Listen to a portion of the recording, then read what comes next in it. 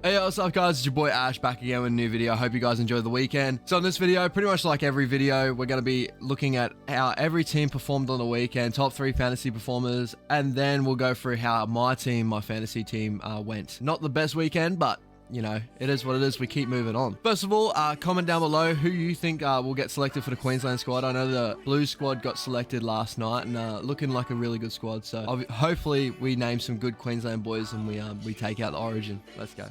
First game of the weekend, we had the Storm beating the Seagulls 28-8. Top 3 fantasy performers, we had Cam Munster with 92, Ruben Garrick with a good showing with 62, and Kenny Bromwich with 60. Next game, we got the Panthers beating the Cowboys 22-0. The scores look pretty crazy in this one, but you know, I thought the Cowboys actually turned up and played okay. I think the Panthers is just completely just a better team overall. Like, they're such a good team. Top 3 fantasy performers, we had Ruben Cotter with 70, Jeremiah Neno with 68, and Dylan Edwards with 67. And the biggest stat there, as I see, Ruben Cotter with 63 tackles and no misses. That's fucking crazy. Next game, and probably the craziest game of the weekend, we had the Broncos beating the Titans 35-24 after being down 24-4 at halftime. Top 3 fantasy performers, we had Herbie Farmworth with 71, having a decent season. Payne Haas with 58, a little bit under average.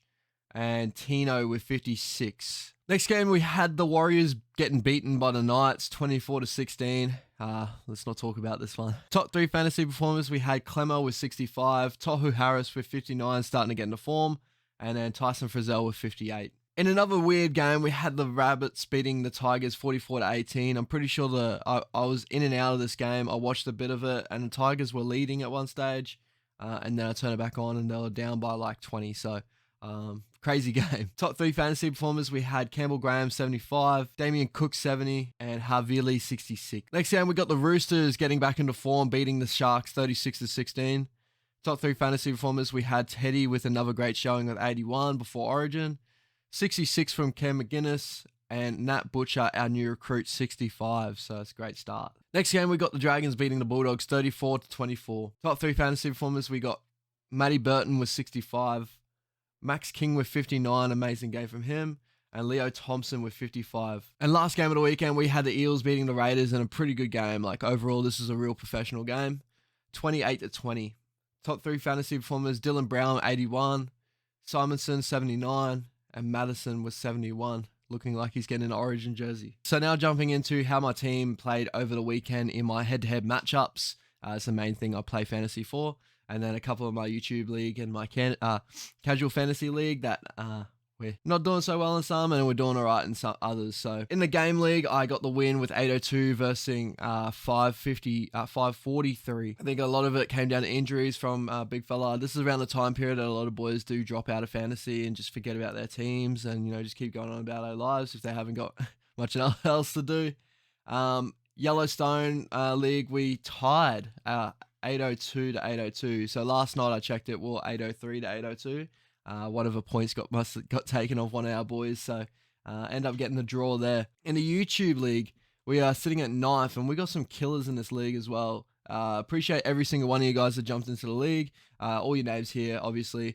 Scoring amazing. I think this week with my score the way it was really didn't help me and dropped me down a couple of places. But then again, we got some average points here that are over 900s, which are awesome. So well done to all you guys. You know, amazing players. All right, so this is how the team performed over the weekend. So we obviously scored 802, as I said before. Overall score 9,502. I'm sitting around the 27,000 rank at the moment. Really hovering around that. Obviously this week, as you see, we've had a couple of players not really perform to their proper standards. But yeah, I muffed up a couple of times, so it is what it is. That's on me. But let's get into it. My wing fullback positions, we had Teddy with 81. We had Crichton with 17. Not the best game from him. And then Nico Hines with 55. I think all these boys are probably going to get picked for Origin. I'm pretty sure I saw all their team, their names and things. So I'm going to have to play with cover. We got Blake Taft, Cooler, Karaz. People that can cover that spot. Wishart can cover my half spot there.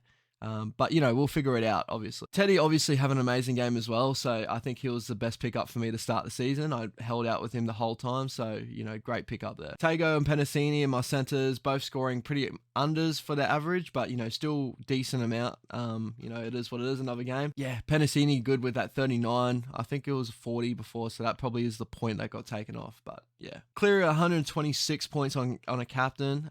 Pretty good from him, obviously. And Scotty Drinkwater with 14.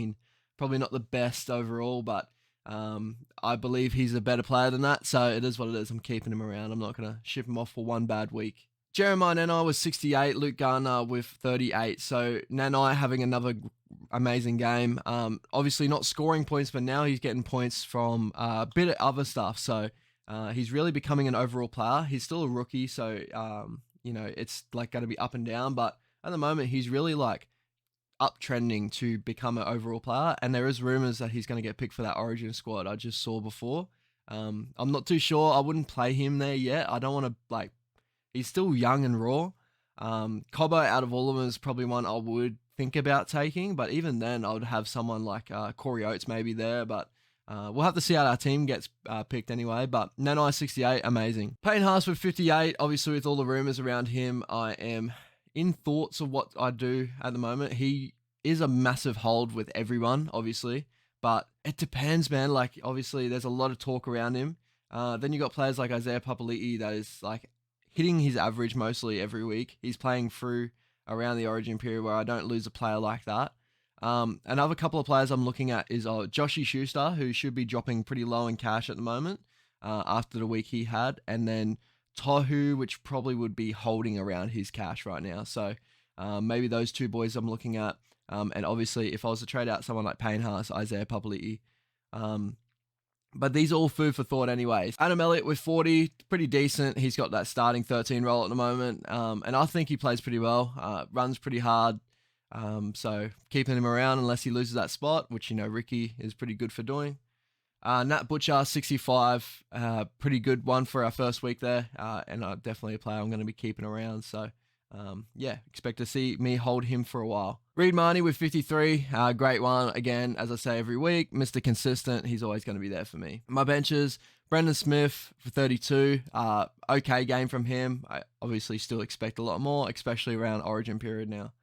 Maxi King with 59, amazing from him, that's pretty much why I really hold on to him at the moment. I don't think I will be trading him out yet until maybe after Origin period and bring in a proper gun. Unless maybe he's a hold for the rest of the season. So we'll have to see how we go. It depends on my trades as well. Karaz with 18, not the best week from him, but I think he still makes cash from last week anyway. So, you know, it is what it is. And then Blake Taff with 5, not good enough. Like, you know, he's just not getting the spot now. I think Cody Nicarima was playing a lot of fullback last week pretty much. So he's going to be sitting around.